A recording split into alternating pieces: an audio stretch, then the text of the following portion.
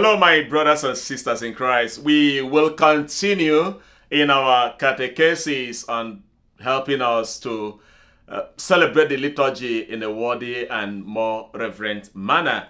We are actually gradually coming to the end of the whole celebration of the Holy Mass. So today I want us to kind of briefly recap most of the highlights or most of the points we have mentioned from the beginning of this catechesis to the end. To remind you again, we started this catechesis by reminding you that the celebration of the Holy Mass, the preparation for the celebration of the Holy Mass will start in your house. It has to be a psychological preparation, intentionality. That the celebration of the Holy Mass is so solemn, is so powerful, that it shouldn't be something you just jump into. You need to make up your mind as you wake up from your bed. You need to think about it. You need to prepare for it. It is a banquet the Lord is inviting you. We also spoke to you that if that is very important, then it will also show in the way we dress. They say the way you dress is the way you are addressed. So the way we dress, what we put on coming to the party of Jesus, what we call the wedding garment, is also very important in terms of modesty, in terms of knowing that whatever we wear must communicate respect to God. And we also told you that as you drive into the church or walk into the church, you remember that you are in a holy place. I think it was last week that we read when God says to Moses, remove your sandals because you are standing in a holy place.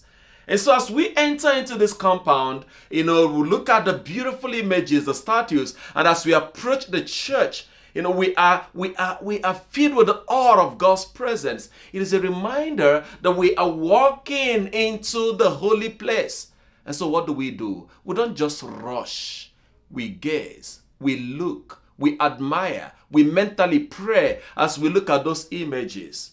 Then as you approach the church, you see the fountain, that even the noise, the beautiful noise of the fountain reminds you, is a sound of life. So you turn around, you dip your hand on the water, reminding you your own baptism as you sign yourself with the sign of the cross and then make your way to the church. We encourage you that as you enter the church, please remember, look forward to the tabernacle and genuflect. I will be reading something about that, especially now that our tabernacle is going to the center. I will remind you again how we will behave around the tabernacle. And so we reminded you also to avoid distractions. I remember Father Jean gave a beautiful teaching on this, avoiding distractions during Mass and remaining focused. And one of the ways to do that is to kind of prepare your mind by going through the readings and of course joining us in the Holy Rosary, where we call our Blessed Mother to come and be with us. And we also encouraged you to remember that every action of the Holy Mass is not an isolated action. It is a community in worship.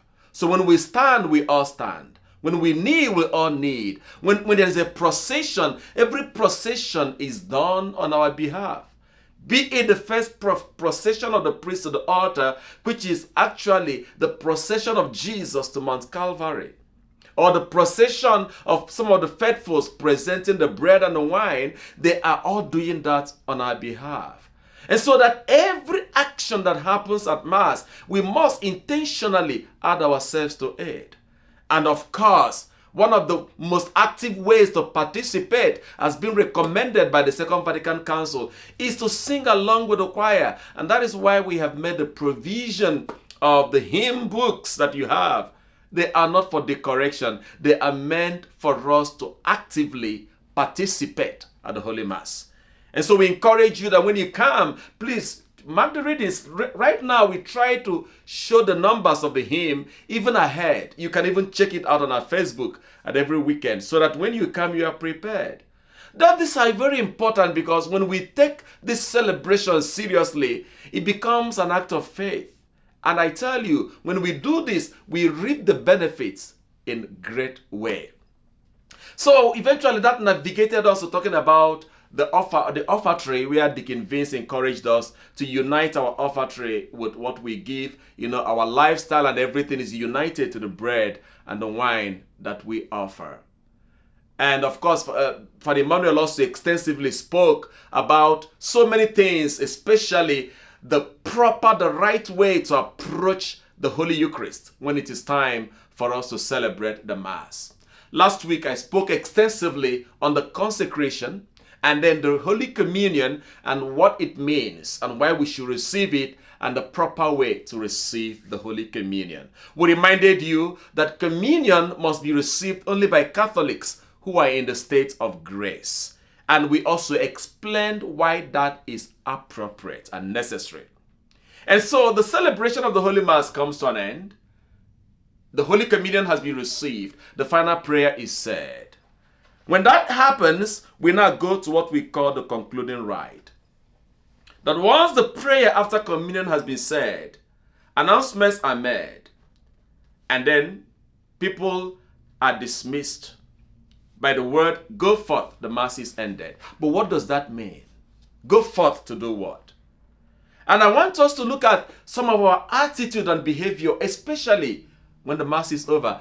There is a psychological thinking sometimes that this is over, therefore let us begin to talk or play or greet one another. My brothers and sisters, I cannot emphasize it too much to remind you that the Mass is not an act, it is a worship. The Mass is not a performance. It's not something that is over, therefore let us, as long as you are within the sanctuary, the temple, the church, reverence is required from the beginning to the end. So what do? I encouraged you that it is not appropriate for people to leave the church before the priest exits. So, when the priest says, go in Mass, the Mass is ended, or the deacon says, go in peace, the Mass is ended, it is not a time for you to leave. You got to wait for that procession to go out to the narthex before you begin to leave. But even at that, when the priest had left, it is still, for some people, it will be appropriate, in fact, for everyone, to at least spend a minute or two to pray before you leave the church. And if you want to leave, you don't have the time to pray, please do that reverently. Don't rush out. Don't start talking to people or start chatting. That is why we have the narthex. Come out to the narthex or the courtyard. Go out there and chat. But chatting around the church, if it is something you must talk, it must be with a very low tone and very reverence. It is not a time for exchanging pleasantries. We are still in the presence of God. And another thing I discovered that we do is also, after the Mass, when the priest is gone and the choir just finished singing, we all start clapping for the choir. I have asked myself, why do we do that? And it's not just in this parish. I've noticed it happens across the archdiocese. But it dawned on me that could actually come from the notion of a performance, where we have people who perform in theaters, and when they finish, we clap for them. Well, that does not fit into the Holy Mass. The choir is not performing. They are worshiping. They are actually leading us into worship. It is a wonderful thing to appreciate the choir. You can even take them all out for lunch if you can. Thank them, send them greetings. But clapping for them after Mass is not really proper. It's not liturgical. I mean, if you want to do it, I don't think that is the right thing to do at Mass. So when the Mass is ended, the choir has finished singing, all of us would reverently say the prayer and make sure we leave the church with deep sense of reverence. And like I said, we need choristers. Please join the choir. We want people to really worship. And if they sing so well, which sometimes you've told us you enjoy the music, reach out to them, write to them, talk to them, let them know how beautiful their music is. But clapping makes us look like we're in casino. It makes us look like we're acting and we are clapping for them after performance. Just like we were doing before. Thank God we have stopped it now. We are doing before after homily. After homily, people just clap. It's not a performance. Why do we clap? Who are we clapping for? I mean, a lot of you have told us how much you appreciate our sermon, our homilies, and that is wonderful. We want to hear those comments. You've sent emails telling us how they have changed your life. They are very good. And that is what it should be. But not clapping, not clapping. Once we clap after homily, it changes the whole thing. It makes us look like in a performer, and then the priest becomes like a celebrity who is performing in a theater, and the altar becomes like a stage. So let us, those small things, I really want us to pay attention to them. Now, as you would have noticed, there are some kind of changes going on in our church. We are moving the tabernacle to the center, and hopefully other things will begin to also happen, like the mosaics and other things we have all ordered from Rome, which most of them will actually be happening in the week to come. Let me read out to you what the church says when it comes to entering the church where there is a tabernacle. This is again from the general instruction of the Roman Missal. So none of this is a made-up story from me. Genuflections and bows. A genuflection made by bending the right knee to the ground, as I'm going to do now, like this, signifies adoration. Listen again. A genuflection made by bending the knee to the ground signifies adoration, and therefore it is reserved for the most blessed sacrament, as well as for the Holy Cross from the solemn adoration during the liturgical celebration on Good Friday. During Mass, we see, it says the priest makes 3 genuflections, as we see.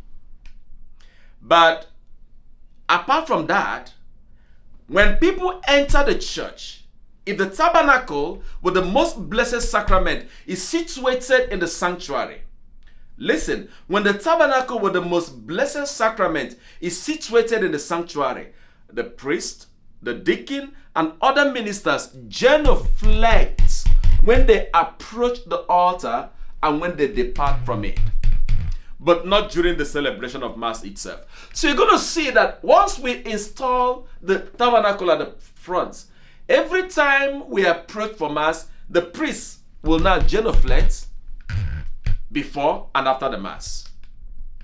And then he says, all who pass before the most blessed sacrament must genuflect unless they are moving in procession. In other words, if there is a procession and there is a candle going, you don't need to genuflect. But apart from that, every other person who comes to the church, crosses around the sanctuary, must genuflect. Now, there are people who may have knee problems. We understand. If you have a knee problem, you're not able to genuflect, the church requires a deep bow. A deep bow is required. But either way, it is very important to understand how the church sees these things. But ministers carrying the processional cross or candles bow their heads instead of genuflecting. So if you are carrying the processional cross or the candle, you don't genuflect, you bow your head. But every other person genuflect. So what happens now, because the tabernacle is going to be at the center of the sanctuary. Beautiful. So you're not going to be bowing here and bowing there and getting confused. You just give one genuflect. You genuflect like this. You stand up, you bow. So you have already genuflected to the tabernacle. You bow to the altar and to the crucifix. Everything in one fashion. So my brothers and sisters, this is the right approach to Mass. That when we come with all these changes, let us do things the right and the proper way. So once again, thank you so very much. This will be concluding the series of the Catechesis and the Holy Mass. We will design another catechesis and we will put that together and we will tell you when that begins. That will also be starting very soon because we want to make sure that with regards to information and knowledge, you have it. So that at the end of the day, I as your pastor will be very happy that I did my work. But it is left for you to use it. But I know you are very wonderful, loving parishioners and you want the best for your soul. It is my prayer that God will help us to put all this into practice through Christ our Lord. God bless you speak with you again very soon.